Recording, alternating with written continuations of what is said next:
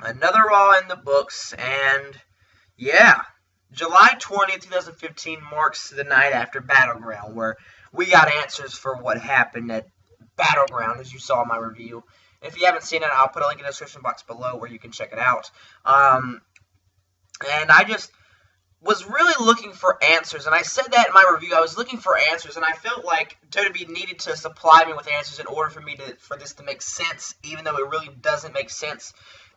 So Undertaker came out for an opening promo segment, and basically Undertaker came out. You know something, Brock? He was just doing his whole, I was weak before, now I'm stronger now. I'm more violent, I'm more rage, I'm more vengeful, I'm more relentless in order to get my revenge on you. I'm assuming the storyline was that, Undertaker could not beat Brock at WrestleMania 31 because Brock was a destructive force. And so he beat Bray Wyatt as an enhancement match, basically a squash match, in order to get to the point of him to be able to face Brock Lesnar and pick a certain moment in time. So I guess that's what WWE was going for, even though it doesn't make sense. So now we're going to get the match at SummerSlam, Undertaker versus Brock 2. So Undertaker did his promo, gone, he was gone. So then we pan and get the Triple H in the ring. And, with Triple H coming in, he kind of told the story that it's going to be the biggest, huge marketing tool to get people into SummerSlam, even though it's already been sold out. It's going to be huge, it's going to be very profitable, etc. And basically, he told Paul Heyman not to show up, or with Brock, so nothing bad could happen, so the SummerSlam main event could still be intact. So then we get Charlotte versus Brie Bella as an opening match for a Raw. You rarely see Divas matches open Raw, and finally it actually did. It's a right step in it's a good step. It's a huge step in the right direction. But here's the thing: WWE will be hot on this Diva stuff for probably until SummerSlam and Night of Champions, and then they'll cool off, and it'll be the same exact way it was 2 or 3 weeks ago. So hopefully I'm wrong. But I have a feeling that I'm going to be right. So Charlotte wins. I feel like she's going to get a monster push after this stuff is all done, when we get the whole Team Bad, Paige, Becky, and Charlotte, and Team Bella. I think that Charlotte is going to be the one out of everything that is going to really, really bring the Divas division to a high level. So we'll see how Charlotte does. And how it's all going to play out, who's going to be a heel, who's going to be a face. Is Becky going to turn heel? Is Paige going to still be on the crusade? Is Paige going to become champion? Is all these other people going to become champion? We're going to find out around SummerSlam. We might have Paige and Nikki as in a lumberjill match with all the other girls on the side. We might have a whole gauntlet, like a battle royal kind of thing. I don't know. We'll see. Then we have next the Primetime Players versus the Los Matadors. Los Matadors win because of the New Day distraction. That's good. I think they're going near a Fatal 4-Way match for the WWE Tag Team Championships. I think it'll be the PTP, Primetime Players, New Day, Los Matadors, and the Lucha Dragons. And I think we see here the Lucha gets the dub here. And they might actually become tag team champions, because I think the Los Matadors would lose on SmackDown or something. But since the Los Matadors they beat the PTP,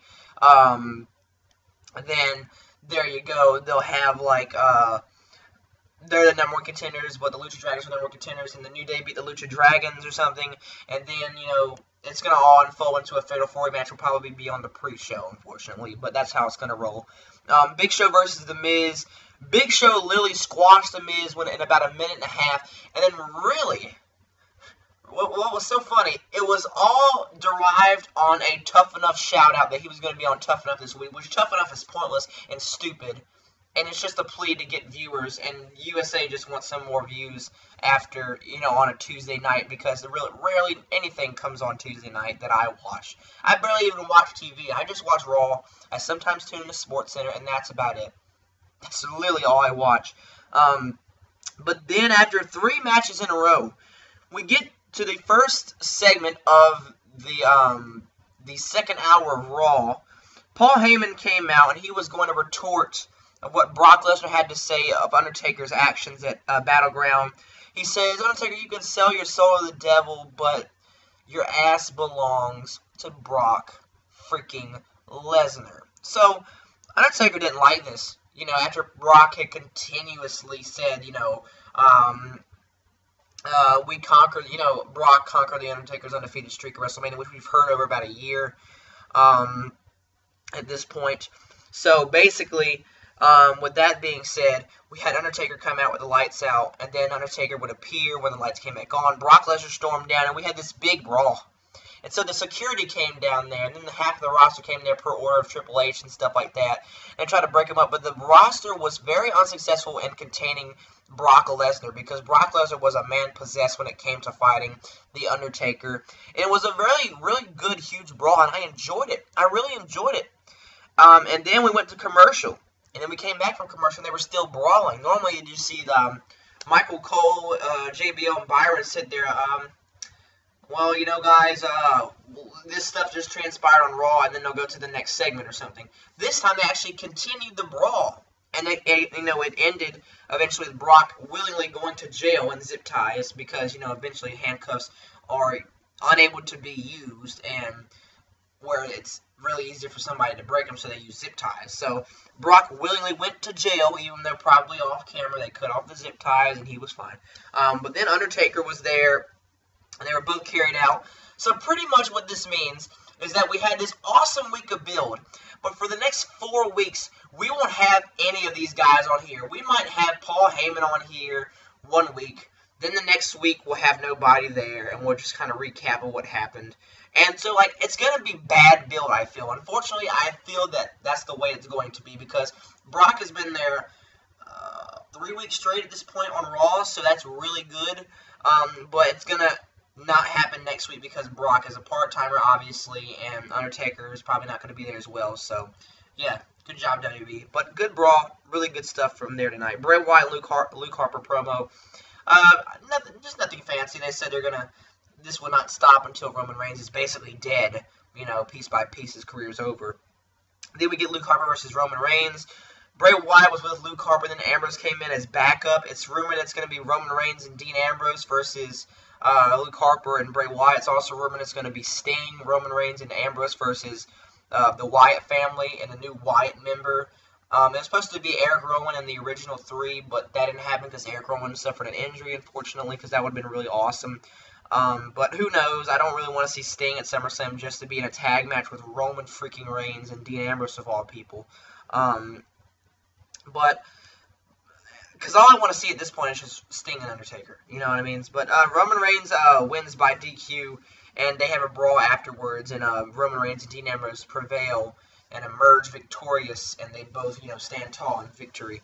Then after that, Seth Rollins comes out and addresses the WWE Universe and finally gets himself crowned as the winner of last night's match and still WWE Champion. He says he's, thwarted every single thing that was thrown against him, the Fatal 4-Way, Dean Ambrose, Brock Lesnar, and we get it, typical heel champion, through adversity, is still champion. So Cena comes out, and I'm like, oh, Cena's here to elevate a new star. And then by elevate, I mean AA. I'm guessing it'll be John Cena versus Seth Rollins at SummerSlam because basically it was one of those things, the title doesn't make the guy makes the title. And that was basically all the promo was about. And Cena said the U.S. Championship is better than the WWE Championship. And honestly, it actually has been. It has. And now what I think will be okay, even though this is so stupid, and John Cena is going to become not 1, not 2, not 3, not 4, not 5, not 6, not 7, not 8, not 9, not 10, not 11, not 12, not 13, not 14, not 15, but a 16-time WWE World Heavyweight Champion. Oh, and when you thought that Kevin Owens losing by submission was bad, when Cena becomes a 16-time World Champion, that's going to be funny. And I'm really looking forward to the day when the internet completely freaks out. unless Cena wins. Yeah, Cena will win the WWE World Heavyweight Championship, and Sheamus will cash in, and Cena will once again eventually have to overcome the odds. So basically, Cena won for absolutely nothing. So I mean, we're gonna have Cena's, said which title was better. That's kind of how the whole thing that was going on. And Seth Rollins, they were gonna have a brawl, but Seth left. So I'm assuming they're going to have the whole thing like TNA did with Option C and the X Division title being cashed in at a certain point in order to become champion. I think that's what they're going to do to try to make this United States Championship credible and have its meaning and have its niche. Because the Intercontinental Championship has its niche as like its history of so many great legends that's held it. And the U.S. title is not that very well known because not a lot of fans have watched WCW, like the younger fans. But the U.S. Championship is not really found its niche in WWE because it's not a original WWE title. Even though the U.S. Championship is important if you look at the history with Stone Cold, Harley Race, Ric Flair, Sting, Ricky Steamboat. So then you have Seth and John Cena. I'm assuming that Cena was going to cash in his U.S. Championship, relinquish it in order to become champion. So every year we'll do the same thing. Like every year, the U.S. Championship will be cashed in. And Cena will win and beat Seth Rollins. And Seth Rollins' reign of terror will be over. Mark my words. Unless you're not going to even have that and have Cena become a unified United States and WWE World Heavyweight Champion. Cool. Paige and Becky Lynch versus Naomi and Sasha Banks. Naomi and Sasha Banks win here. Standard Divas tag team match. But good. Sasha Banks made Paige tap out. So that, again, we'll see how WWE does this whole Divas build-up thing through the course of the next couple weeks. Then from one tag team match to a next. The sisters were then from the tag team. Now we're at the brothers. We've got Orton, Cena, and Cesaro versus Kevin Owens, Sheamus, and Rusev. Oh boy. So, baby faces really just go over. So, here's the match in a nutshell. And my friend John and I were really discussing this because we were on FaceTime watching it and from Anything Goes show. And the heels would implode, which means Sheamus would walk out on Kevin Owens. Kevin Owens would walk out on Rusev, because of a couple moves that were being done. And Rusev was gone in order to be distracted by Lana, so Lana could attack Summer Rae, which would lead to eventual mixed tag team match between Ziggler and Lana versus Rusev and Summer Rae. And then Rusev single-handedly ate this Cesaro swing, the RKO, and the AA.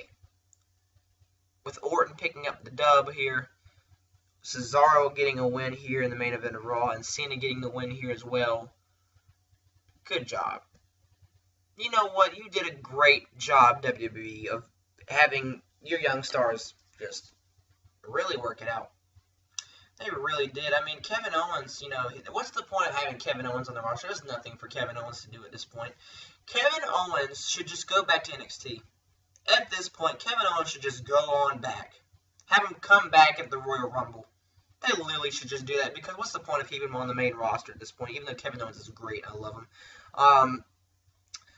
I don't know, man. It's stupid how WWE does this stuff, but we're gonna find out what they want to do. I don't know. Orton has no match currently, unless they have a 20-man battle royal to determine the undisputed United States Championship, or the vacated United States Championship. That's what I meant to say.